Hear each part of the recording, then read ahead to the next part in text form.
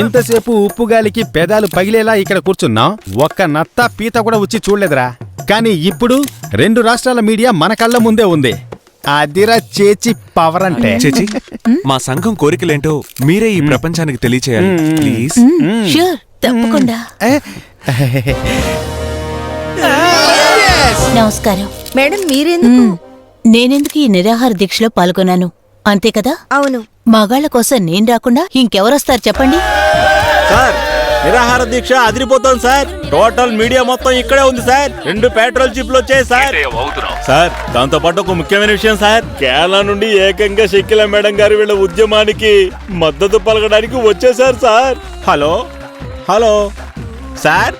ఈ మీడియా ద్వారా మీ అమ్మాయిలందర్నీ బహిరంగంగా నేను హెచ్చరిస్తున్నాను. బుద్ధిగా వీళ్ళందరికీ సారీ చెప్పి వీళ్ళని యాక్సెప్ట్ చేయండి. లేదంటే ఇండియన్ తాతలాగా నేను ఇండియన్ చేచినయ్యొచ్చి మీ అందరి పని పడతాను.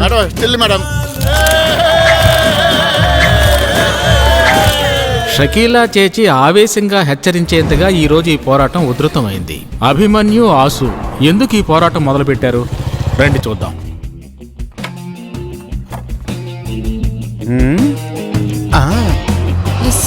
అబ్బి, నేను నీతో ఒక ముఖ్యమైన విషయం మాట్లాడాలి. చెప్పు డార్లింగ్. నీ ఫ్రెండ్ ఆసు ఉన్నాడే, వాడే 100 చెప్పు బావా. కాఫీ షాప్ లో బిజీగా ఉన్నట్టున్నావు. అవునవును, నేను ఇంటర్వ్యూకి ప్రిపేర్ చేస్తున్నాను. On the way. ఓ అంతవరకు నువ్వు కట్టుకోబోయేదంతో కాఫీ తాగుతూ ఉండు. ఆసు గురించి ఏం చెప్తున్నావు? నీ క్లోజ్ ఫ్రెండ్ ఆసు నాకు అస్సలు నచ్చలేదు.